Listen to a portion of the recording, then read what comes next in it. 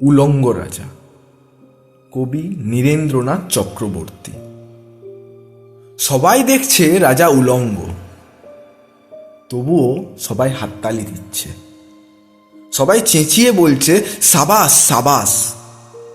কারো মনে সংস্কার, কারো ভয়, কেউ বা নিজের বুদ্ধি অন্য মানুষের কাছে বন্ধক দিয়েছে, কেউ বা পরান্নভোজী, কেউ কৃপা প্রার্থী, উমেদার, প্রবঞ্চক।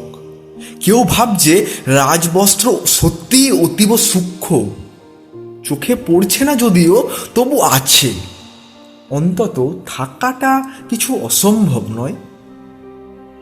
গল্পটা সবাই জানে, কিন্তু সেই গল্পের ভিতরে শুধুই প্রশস্তি বাক্য উচ্চারক, কিছু আপাদমস্তক ভীতু ফন্দিবাজ অথবা নির্বোধ স্তাবক ছিল না। একটি শিশুও ছিল, সত্যবাদী, সরল, সাহসী একটি শিশু।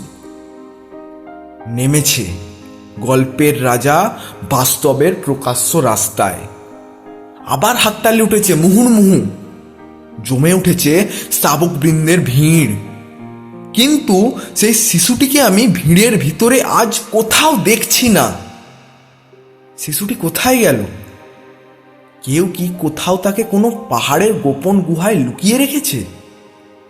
নাকি সে পাথর, ঘাস, মাটি নিয়ে খেলতে খেলতে ঘুমিয়ে পড়েছে কোনো দূর নির্জন নদীর ধারে, কিংবা কোনো প্রান্তরের গাছের ছায়ায়?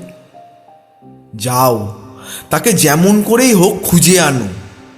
সে এসে একবার এই উলঙ্গ রাজার সামনে নির্ভয়ে দাঁড়াক।